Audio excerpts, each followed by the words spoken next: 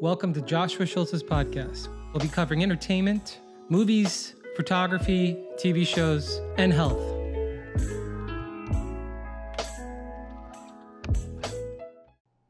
Hey, Weston, long time no see. Long time no see, brother. Thank you for Welcome to having the me. podcast. Thank you so much, brother. It's an honor. Honor's all mine. So for the people that aren't familiar with who you are, can you tell a little bit about who you are, and a little bit of your history and what you work on, but your general things that you're working on? Well, I'm an actor and a multi-instrumentalist, so I compose, also I'm a musician. And I've done a couple of my own. I used to be in a band. From there, I went into doing a solo project called Wes Cage and started my acting career. But I know a lot of people know me from my past in extreme metal with the Eyes and Noctum, that band. But now I'm basically just trying to immortalize all the creativity within me and make an empire out of it. I've been right now the acting isn't working out so well because of that strike issue going on, but I'm still writing scripts and doing as much as I can to create as many things that I can come out with and inspire others. Oh, that's amazing. I love the transition too from metal to Wes Cage and acting. It's like I love that you're not pigeonholed to one sort of thing or genre. You kind of just are this creative, and you pursue whatever seems to inspire you. I have to listen to your old metal stuff. I've only heard your new stuff. Definitely, I'd love to show you some of that. I mean, my oldest memories were just of me as a 3 or 4 year old doing something musical or theatrical or martial arts, those three. And it's interesting that they all those, mediums of expression or creativity or just passion, that they all blossomed very differently. But I'm glad that I came out with extreme metal to show that, like you said, I wasn't pigeonholed and what everyone would expect. I kind of went against the grain and did something very, uncommon to introduce myself. And then I went kind of into a more eclectic and diverse position from there. That's awesome. Um, do you just kind of go in the direction of like what speaks to you and what inspires you artistically? Definitely. I mean, I've always had just a lot of imaginative concepts come to me. As a child, I was always a lot of photos of me as a kid. It looks like I'm detached, but it's because I'm so focused and connected to some download I'm getting from the universe mentally and spiritually. And from there, I kind of decide whether it's going to be a song, whether it's going to be a film, a TV show, a story, or all of the above. And then I start kind of creating. And I just find that even when someone just writes down, whatever concept they have, and they start to, as soon as you write it down, it's being materialized. It leaves the realm of not being tangible. It starts to become this matter in the universe. And the more you write and create with that, you start to the universe kind of guides you in a way. I love that. It's so beautiful. Yeah, I mean, um, just speaking of the universe, I remember the first time I met you, we took a trip to Arizona and we lived as cowboys for a week. Us four boys and my dog Charlie. And I remember one night we were sitting around the campfire, and I remember just looking at you, and you had this sort of like calmness, this like grounded to earth, and I could watch you just sort of like watching everything that was unfolding in the environment around us and like taking it in. And that was like my first introduction to you. And in a way it taught me like sometimes when you're caught up in the rat race or the noise, you got to just sit down, and just be present and observe. And it's my other favorite thing about being an artist is it forces you to look, you know what I mean? Instead of like constantly receiving stuff inside, you're looking objectively into the universe and looking at truth. Um, so how old were you when you first started the first band, the metal band? Metal band was when I was about 15. Um, I had befriended a pretty awesome guitarist in my school. Uh, it was quite an introductory too because he was being harassed by a bully for. I always feel like the lower frequency people they try and pick on higher frequency creatives, and so he was just being rude. And I one of the first times we met is when I threw that guy on the ground. I was like, leave him alone. And then we were like That's literally team, awesome. and that was immediately he was like, well, thank you for defending me. And we started hanging out, creating music, and then I wound up just wanting to see if we should take the risk of making our own band. And then we started as a two-man project until I was about 16 and a half, 17 when we hired a bunch of musicians from all over. They're from international. These guys, some of them were from U.S., some were for one guy was from Russia, and we just put our band together and started doing national tours, and it really took off. We even went to Sweden and recorded with Frederick Nordstrom, um, Oh which wow. was amazing. Um, but that trip we had was amazing, man. I remember that campfire, and I also felt I had like a spiritual realization about your creativity, and just your purity, all the things that you had that were very uncommon in people. And it was awesome when you're Oh always wow. photographing. Like you found so many. One of the best photos ever taken of me is from you, the one with the cigarette and the cowboy hat. That was so like. I love that photo so much. I showed that to my family yesterday, and I didn't say what it was at first, and they were like, "Is that like an old photo, like a cowboy photo?" That's And I was amazing. like, "No, that's in Arizona with Weston." And they were like, "What the fuck?" um, but I remember that moment I saw you, and I was like, "Dude, this guy is a cowboy. Like, I gotta like capture this moment." Um, such a good trip. We got to do another trip. I don't know if I'm ready for the hole in the wall gang trip, but like, something a little bit lower level for me so that my Yeah, legs can get used to the horseback riding. definitely. Um, but I remember this is a weird coincidence, but I was in the hospital, and like when you're in the hospital bed, I was on my phone because I think it was a time when like I couldn't have visitors, and I was looking through uh, Instagram or something, and I saw a meme, and the meme was of you, and it Mm, was like I forget what it was, but it basically was like a picture of you like super metalled out. yeah. And I was like, that's awesome. It's awesome when you see like your friend as a meme. Um, but it was like for you. It wasn't like a mean meme. It was like how badass you looked or something. Oh, that's awesome. Um, I thought that was awesome. Okay, so then after that band, what did you do after that? From there, I really went on my true path. That was like my grand entrance, and then I really found the path of being a solo artist and an actor. I even during the metal black metal phase, I did one small film, but I remember when I decided to make the project Wes Cage as the kind of continuation of my musical career, I started doing some roles left and right that were pretty pretty powerful, and that definitely showed me as a multifaceted artist.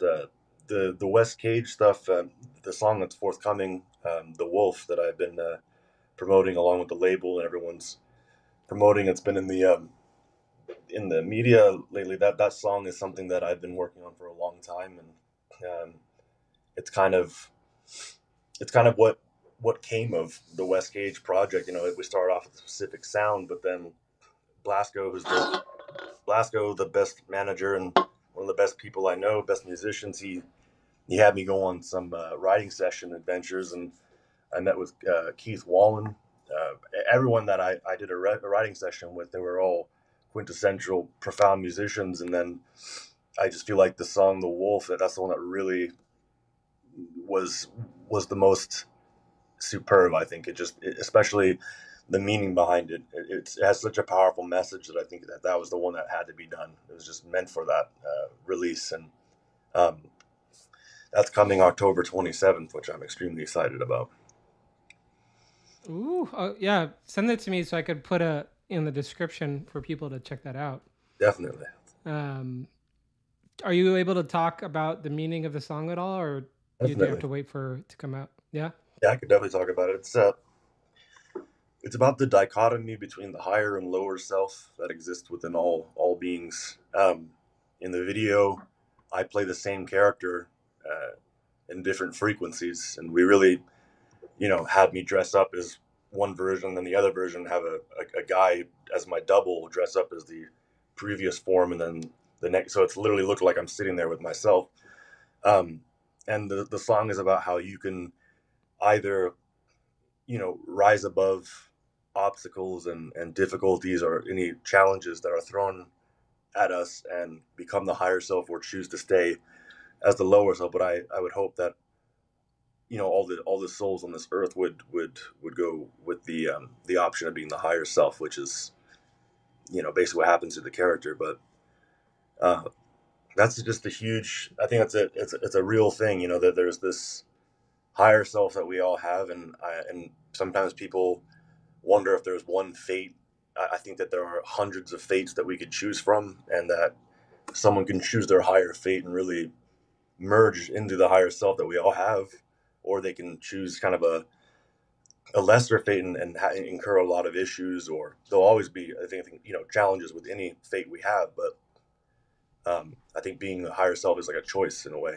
And actually, during that video, I was going through quite a kind of like a philosophical depression. I was thinking about constantly about higher self, lower self, and it's interesting how that songwriting, the director Vicente Cordero, he read the lyrics, and he's done some awesome videos of Cradle of Filth and other projects, but he really understood the meaning of the song, and when he wrote the treatment out, I was just like, oh, this is epic. It needs to be done. Uh, yeah, it's gonna be. I think it's gonna resonate with a lot of people. That's such a great concept. And also, side note, like, I think Wes Cage is like the greatest, most epic name for an artist. Like, it doesn't even sound real. You know what I mean? It sounds like if I were to write like a Western superhero comic book, the main character's name would be Wes Cage. Thank you so much. I do love how the name Weston, it has that. I was just reading about that name a while back because I know it was in the 10th century and 13th century. It still meant the same thing. They just changed the spelling, but it literally meant Western town or Western facing front or like a town. And after as time went on, with the cowboy era coming hundreds of years later, that name became a real like it has like an element to it where it is a very country like cowboy you know essence to it, which Yeah. you know Well, I love that you do Western movies, but you're also like a cowboy in real life. Like when we went to Arizona, seeing how just confident you were on the horse, and I think we lassoed each other. oh yeah. Um, um, that was a such a weirdly needed trip for me too. I remember I was about to do a film, and I was having a lot of writer's block, and then that trip sort of like inspired me. So when I came back, I shot um, my short film Americana, Oh, amazing. and I met the girl who played my mom there. Um, but so then, can you tell a little bit about like the movies that you've worked on in the past? Yeah, well, there's a western that Jesse and I did together at the end of last year, which is going to be pretty awesome. I can't wait for the release of that. Danny Trejo's in it. um, it's it's about the wow, why am I blanking on the name? It's I've been so in writer's mode, but it's about the script writing and the music has taken over since the filming has not really been going on very much. But um, it's a it's a movie about a real gang that existed in in the 18 like 1880s 1870s.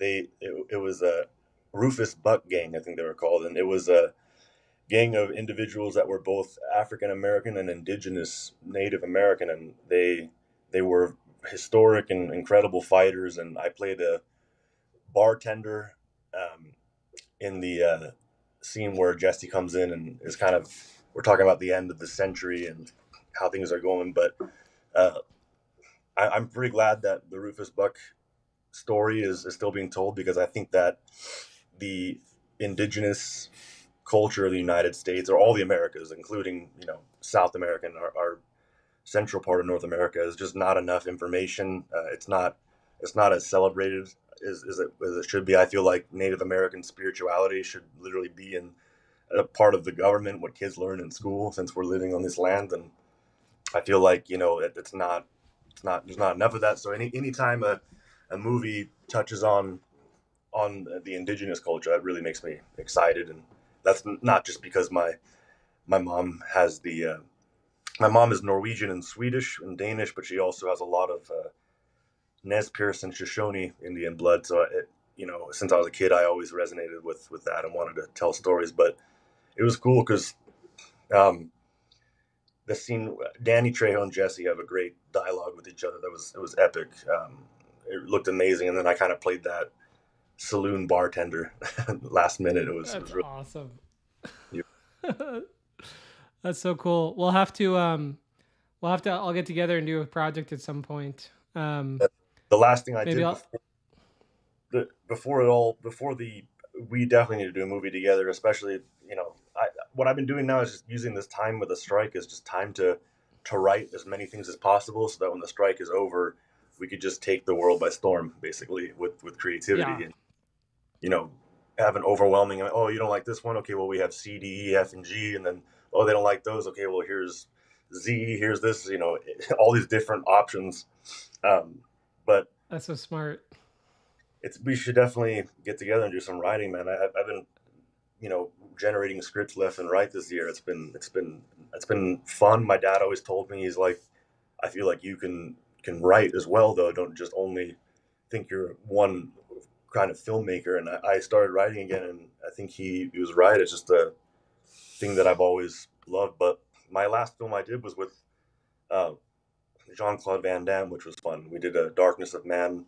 My friend James Cullen Bressick, who knows Jesse as well, he directed, and it was just cool to have a That's amazing. fight scene with Jean Claude. It was awesome. Dude, when I was a kid, he was like my hero. Universal Soldier, Bloodsport. I must have watched that a million times. Yeah, he's amazing. Uh, and then his comeback with the commercial with the splits, with the two Mack trucks. Yes. That's amazing. Yeah, I even noticed, I've been having to work on writing my first movie. And as a director, learning to write has made me a better director by like a million times. And I don't know how anyone can direct without understanding at least the basics of, a scene and writing and Definitely. a story. And so once the script's in a good place, I might give you a holler and maybe we could, because it's a neo Western. So I think you would understand the wavelength of it. But I love so that. then what is, to get more personal, so your name is Weston Coppola Cage, which is like the coolest name ever. Um, what has it been like becoming an artist and dealing with the entertainment world with your dad being Nicolas Cage? Has it had its challenges? What has that been like? It's definitely been a very vibrant, complex part of my life. It's had a lot of benefits, and also some people would say challenges too, because there's a lot of individuals that are under the impression that I am kind of you know, there's an impression that people that come from notoriety, sometimes the offsprings could be these lethargic imbeciles that think they're just going to get made and make it big because of their name. And I have met those individuals, and I I'm allergic to them.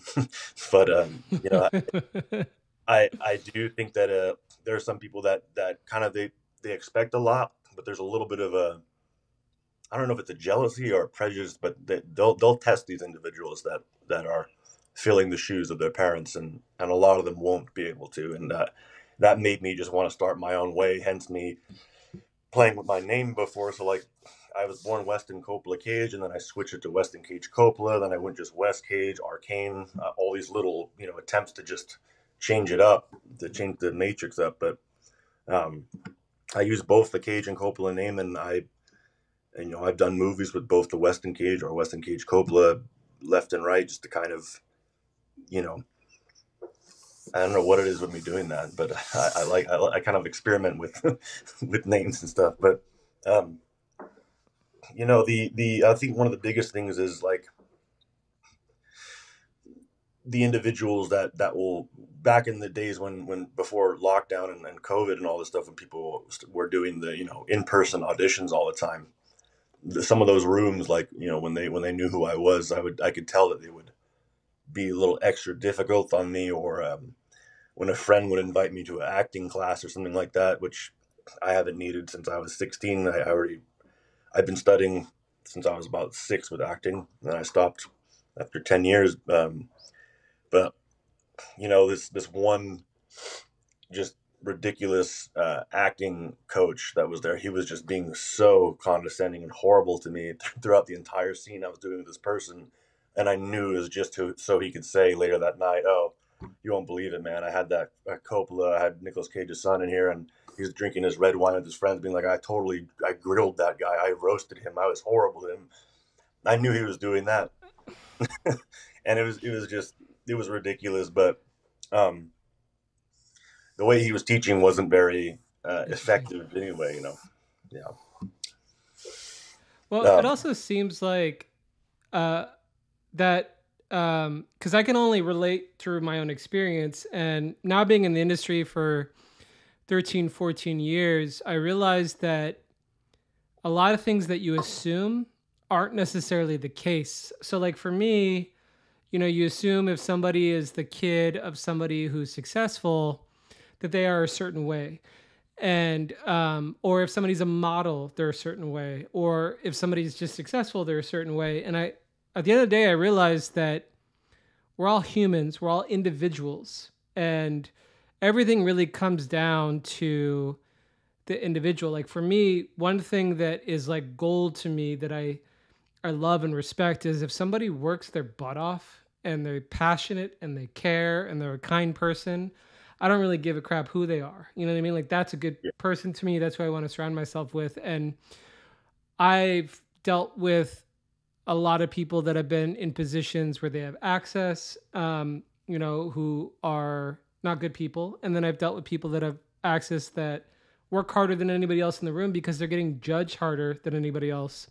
And then for me as an artist, as soon as I started having success and I started having access, and it was really from like killing my body from working so hard, as a instead of some people celebrating that achievement because I worked my butt off, they would play that same game of like projecting their own bullshit onto me because of their own insecurities, or maybe they know they're not working very hard, or um and I started realizing that in the world of art, you you become a source of communication. You're communicating, acting, music, photography. You're now a target because you stopped and you're a source of communication. And so it's easy for people that are in a lower frequency or negative or have trauma or whatever is going on to project that on you, all the way down to like I'll post a photo um, of like say a pretty girl, and all of a sudden I'm getting like attacked and hate. Um, and it took me a while for me to realize like if I make a photo and it's my art, everyone's going to see it in a different way based off their life experiences. And so for you, it's interesting hearing about this acting teacher projecting his own crap onto you when you're you. You're this human. You're this spiritual being. You're this individual, and you're having your life experience. And so it goes back to that idea of like things aren't always what they seem. Unless you're actually there and you're going through it and you know what the truth is. And I think there's too much of that in the world right now. People, read one tweet and they think they know everything about somebody, and then they project all of their own crap onto that person. Absolutely. And that's one lesson I learned as an artist is like, you know, give people the benefit of the doubt. And if they work hard and they're kind, then, they're a winner in my book, and I want to support them and be in their corner. And um, at the end of the day, that's all I care about. I mean, I've turned down, big clients because they were jerks. And I don't care about their accomplishments. If they're not a good person, I want to enjoy the journey of life. So I want to just surround myself with good people I enjoy being around. Most definitely. Yeah, the individuals you know, that are impudent and insolent, and just the negative individuals that have attained whatever they've attained, I look at them the same way as you. It's like they're honestly, it's almost like they're subhuman. I can't deal with them. It's like they're just like some insect or some parasite that wants to infect your day. I can't work with them either. I can't work with people who don't appreciate their fans, people who don't appreciate their admirers. Uh, the attitudes that you could see, especially on production of a set. I mean, it's just some of those actors. I can't believe what they act like. But Yeah. yeah, it's Well, it's all good fuel for future art, I guess. I mean, sometimes when I deal with a really terrible person, I'll write down some of the characteristics. So when I want to write a villain later, I'll absolutely. remember their manipulation or the little sort of layers of how they do stuff. So to kind of change subjects, what's your process like for Wes Cage in terms of music? Like, how do you find inspiration? How do you write? How do you create? What's that world look like for you? for um for quite a long time, the an intro or a chorus will come to me first, the melody, and then from there, I'll start to write lyrics, and then develop entire song structure off of that. With writing sessions, we would kind of just focus on, if I'm doing with someone else, we would focus on building a concept and then also melodies at the same time. But when I write by myself, I usually hear an intro or something anthemic that needs to be repeated, and then I will kind of construct the verses based off the structure and the key and the scales that are used in that, off the theory I know and stuff. But uh, the I think what comes to me first is the very emotion of what I'm trying, because like you were saying about communication, like with artists, I think that art is the highest form of communication, because it could say it can in 2 seconds or in two phrases, it could say what a book with 1,000 pages says. It's so quickly, and it's so direct. So I I see whatever's communicating through me. Spirituality is that's my biological heart is my second heart. My first heart is spiritual. Like it's like that's my everything I am. And if I kind of feel that I'm supposed to communicate something, or if there's some kind of energy coming through me, I go with it and really try to make either a song or a whole album based off that. But with Amazing.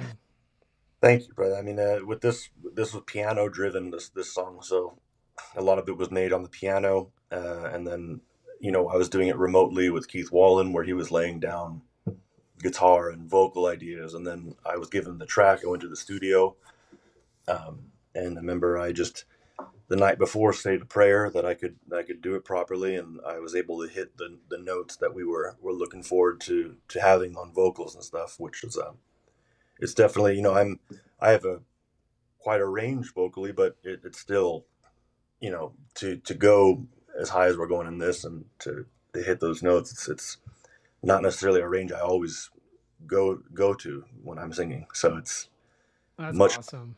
Thank you. Dude, I'm dying to hear this song.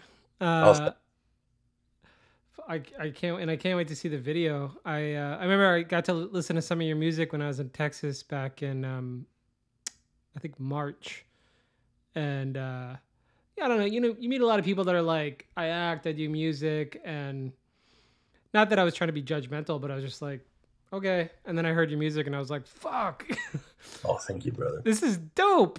Like, I want to make like a Blade movie just from hearing one of the songs. You know what I mean? Like, there's such a cool, dark. Anyway, um, Thank you. Definitely the darkness that I've explored has been, quite unimaginable. It's been a profound part of my life, and a lot of people. It's interesting. Like some people that know of me, they know of that dark um, personality or force that I can sometimes incite when someone mentions my name. But it's interesting because my first word as a child, someone probably would expect was like Beelzebub or darkness, but my first word was light of all things. And what? That's awesome.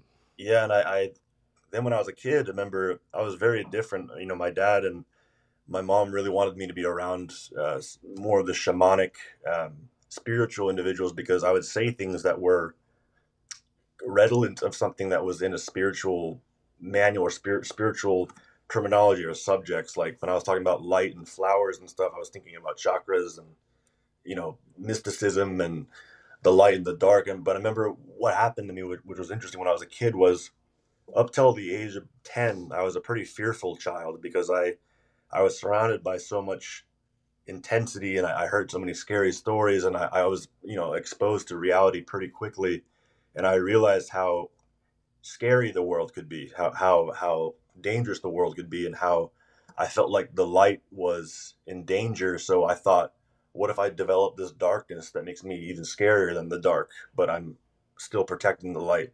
And it was a weird kind of concept I created, but that concept literally pushed me into black metal. It pushed me into playing villains. It brought me to playing dramatic, intense music. So it's like, and I still feel that way. I'm a man of the light, but I do have some black fire that is like a this energy that I play with that I use and I bring it to almost every work of art I do. Even the concept of the higher and lower self competing, which one's going to become, the ultimate being in the Wool video. It's showing how the darkness is so powerful. It can take someone out, but also the higher self. That character, he has kind of a ominous, intimidating look to him, but he's a man that represents the personification of organization, power, wealth, success. When the other guy has just allowed darkness to consume him, and he's under the influence of, when you see how my character's walking in the video, it's like there's multiple drugs, maybe a little schizophrenia, maybe a little. It's terrifying how he looks, but he merges into the stronger force that he can be, and it's and I think that there's multiple kinds of darkness. Like I hate the darkness that like the kind of like cruelty and stuff like that. Like I don't like that kind of stuff. But there's a kind of like a hypnotic euphoria to like the darkness of like the night, for example. Just the actual like physical darkness of the night, or like a cave, or being on the water when it's just completely dark outside with the stars. There's like a magic to it that I like to capture too, the majesty of it. Um, I love that. but It's cool. As like it, I never thought about this, but now I'm resonating with what you just said because I tend to like to fill my day mainly with the light, but there are aspects of me that has this other side, and I think that's why the gym is so important for me because when I go to the gym, I can take all of this uh, energy and listen to like Rage Against the Machine and punch that punching bag, and like there's this animalistic warrior rage that I can sort of let out, and then it just I leave, and then I'm like even keeled the rest of the day because I got it absolutely, all out in the gym. And if I don't go to the gym for like a week, I could feel myself, you get like agitated or it gets sort of yeah, pent up. So that's why I like to call the gym my church, because it's totally. yeah. Um, I think I think so. I saw some videos of you boxing or boxing. Um, yeah, you got a heavy punch. Oh, thank you. Yeah, I've been doing it for a long time. You know, it's crazy to say now that it's been 29 years because I started wrestling and stuff and doing some of the fundamentals of like judo and taekwondo when I was like 4 or 3. Um, and then from there to wrestling, boxing, working with Hoist Gracie and doing sambo. Um, that's why I have that tattoo that says that on my head. It's the Russian style grappling and stuff. But I just recently, everyone had to kind of talk me out of it again. But you know, with acting being my profession and there not being that many jobs right now, I thought, well, should I go look for a fight that I could win 80K or you know some prize, you know, fight or something? And everyone's like, no, that's over now. But yeah, in high school, I was wrestling, and when I wrestled in high school, it was a different experience for me than some of the other individuals because I started having people talk about potentially having me try out to be in the Olympics or something like that because my wrestling for some reason Wow. it was a very it was not effortless, but I do remember the days when I had guys that were charging at me that were because usually it's like if you're 200 pounds, the heaviest you'll fight is 15 pounds above. So Mm. you're not going to fight a guy above 215. Maybe they might sneak a guy in that's maybe 220. But once you're Wow. above 215, your weight class is unlimited. So people who that are 215.5 even, they're going to go up against a guy that could be 295. And that guy could be 6'9" or some shit. And I remember when I was around 220, 216, I fought a guy that was about 6'9". It was all over the internet too. It's called Nicolas Cage's son is a beast or something. It was a video from TMZ they took down because the guy's mother, I guess, is like, don't put that up there of my son. But he I remember he charged at me, and I remember I used judo or stuff that I knew as a child, the momentum and physics and stuff, and I just used that 295, 6'8" plus whatever amount of force plus gravity plus momentum and threw him. And remember, I got him immediately in a pretty pretty profound choke. I would hide it because I know in wrestling, you know, you're not allowed to choke your opponent or submit them, but some of the locks I would use on the ground, I would put some pressure on the carotid artery and cause some discomfort. And it was a literally like a 7 to 8 second match. Just he ran through, pinned, and Wow. um, he was so mad. I remember when he got up, he was like, "You know, the ref called that too quickly. He called it too quick. You know, I had more in me." And I was like, I didn't want to talk, but you know, I still think about doing it again, going back into it. I did fight in 2018. I won heavyweight champion in Vegas in a sambo tournament, and now I just teach people, you know, on the side. Sometimes I haven't done it in a while, but I'm thinking about getting back into coaching on self defense because you know I was trained with martial arts. I got a black belt at 12 and another black belt, all these things, but I remember the day when I was drunk on the street. There's a huge video of that too. When I was like 19, I was, I mean, I was honest about it. It was attempted suicide. I was drinking to put myself out. It was horrible. I was really depressed. And a guy kicked me in the balls, my old personal manager, when I was in that state. And all that black belt stuff, all that wrestling, boxing just flew out the window and didn't matter because I got kicked in the balls. And what's interesting about that is even though that was a traumatic moment, it inspired me to get into Krav Maga, self defense, what people use on the battlefield. Because there, Emi Lichtenfeld, who created Krav Maga, he made a very brilliant comment. He was like, a kid's foot is more powerful than Muhammad Ali's balls.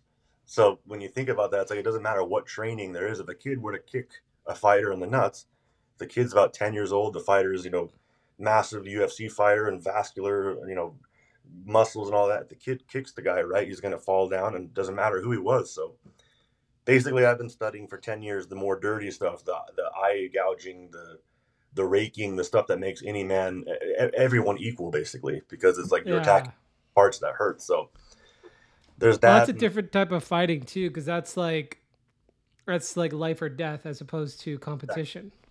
that's exactly why when I teach that, I'm like, I always mention about the hesitation, that it's a life or death survival matter, and that if someone feels hesitation in them, if they don't learn how to switch that off and just use that as a way to protect yourself to know, okay, I don't want to get hit, but if someone's hesitating and freezing, because you know there's the self-defense goes literally into the amygdala brain and the instincts of a human being to fight, flight, fawn, or freeze.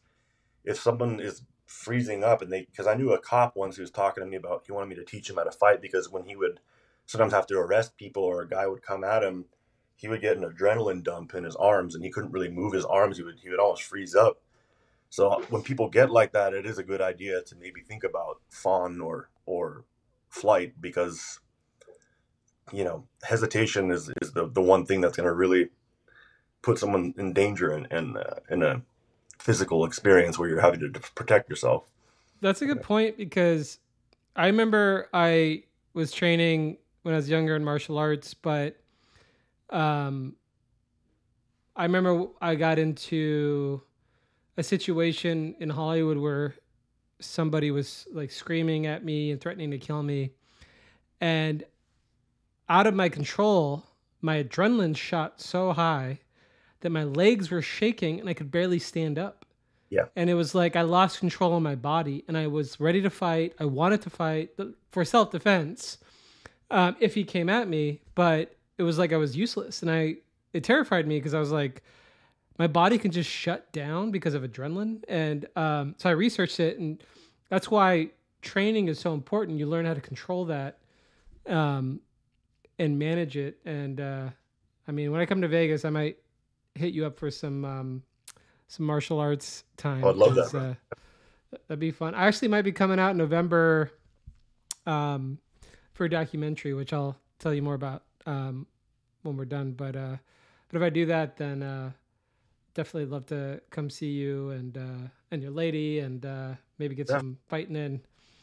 I would love to do that with you. I got two things I've updated is I've updated my studio for music and everything, but I've also got the equipment to start, doing some really awesome drilling and stuff with the replica knife. I have a blowback replica handgun that I could show people how to, disarm handguns, or how to rack it quicker, and different, muzzle discipline, all that stuff.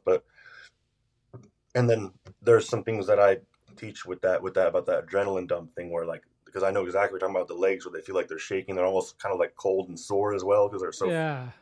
I used to get that when I was wrestling, when I was handed a card and I would see my opponent's name and finally meet the guy, and usually the guys were bigger than me because I'm a big dude, but I couldn't get above a certain weight, and it was interesting. I would have that feeling in my legs, where, like, okay, I know this guy's that big, and all this stuff, and he's this powerful, but I think when you exert energy, when you breathe, when you release that, it really helps to kind of circulate that more. Oh, okay. Yeah, That's good to know. Yeah, because sometimes where I felt like that, I've growled at I'm like, "Ugh," just a huge let it all out, and then it kind of releases all that. That's why the Asiatic martial arts, when they yell when they're striking in Japanese or Chinese martial arts, Korean, that release does help. Same with Muay Thai, with the kind of the sibilant, like, hissing sound that they do when they kick. It's wild, man. I mean, but I would love to show you some of that stuff. It's really effective. I've kind of mixed the Israeli and Russian stuff together with some American, like, Marine Corps martial arts, and it all connects really well. Dude, I'm there. I'm coming out for sure, no matter Yeah. what. And I'll bring my camera too, so we can make some dark, awesome music photos of you. I would love that. Round two. So then the next thing that's coming out for you is we have in October you have Wolf, the song and the music video. Are they going to come out together in October? They're going to come out together. It could be pre-saved already on my Instagram, but it will be released everywhere, all platforms, and I hope people really love this sound. It's new.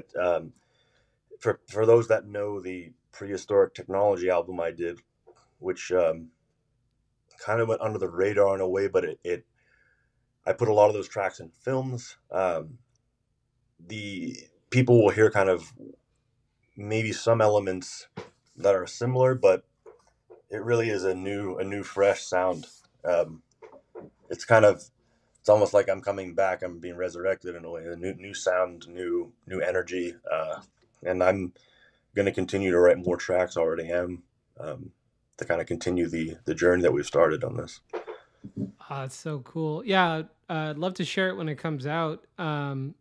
Is there anything else that you could tell us that's going to be upcoming with you, or right now you're just writing and getting this album ready for release?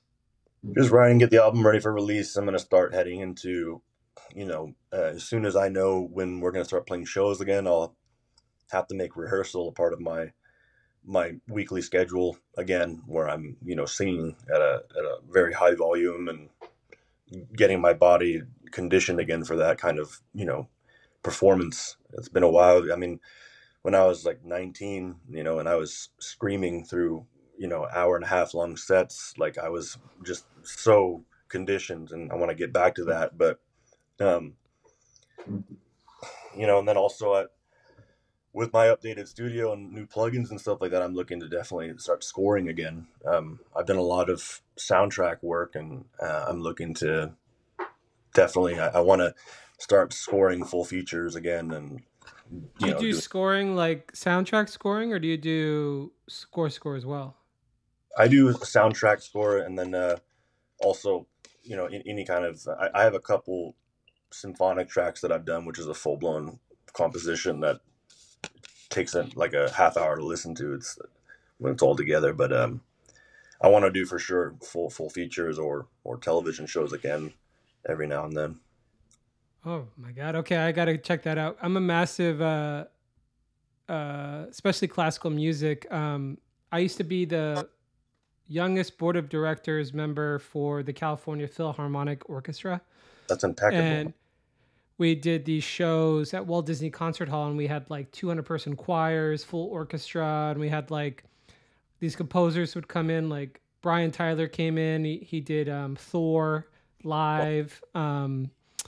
We did John Williams night, stuff like that. So I got to learn a lot about movie um, scoring and classical music, and I was really fortunate that my composer on my short film is a guy named David Campbell, who he's won 2 Academy Awards. He did Brokeback Mountain, and he arranges and produces music. He's done like Linkin Park, Miley Cyrus. He's won like I think 80 Grammys. I remember I went to his house and I like knocked a box over and a bunch of Grammys poured out, and I was like, "How many Grammys do you have?" And he's like, "I don't know."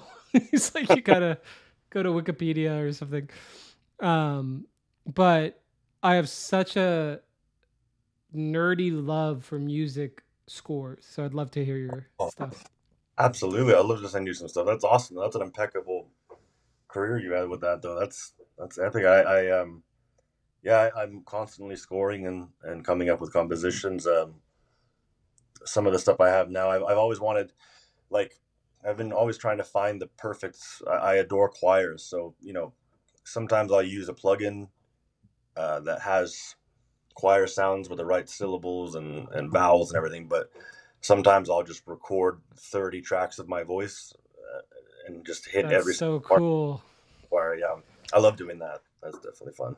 Choirs are so epic. Like, uh, I remember when they did Thor with 200 person choir, and it's like a spiritual experience. Yes, Um, but anyway, thank you so much for coming on my podcast. It's a big of course, honor for me, and hopefully we'll get to do many more of these. absolutely, Um, brother. Pleasure. and what's the best place where people can follow you to stay up to date on all of your artistic journeys? Well, my Instagram, Weston Cage Coppola, is a great place. I'm constantly putting, things up there, labelers, managers, and it's a nice area for people to stay in touch. And then also, that's these. I've seen multiple publications bring up the Wolf too. So if they don't go to my Weston Cage Coppola at Weston Cage Coppola on Instagram, it'll definitely find them too through the music magazines and stuff like that. Amazing. Well, it's good to see you, buddy. Can't wait to hang out with you again. Likewise, brother. And have an awesome day. Thank you. You too, brother. Thank you for having me.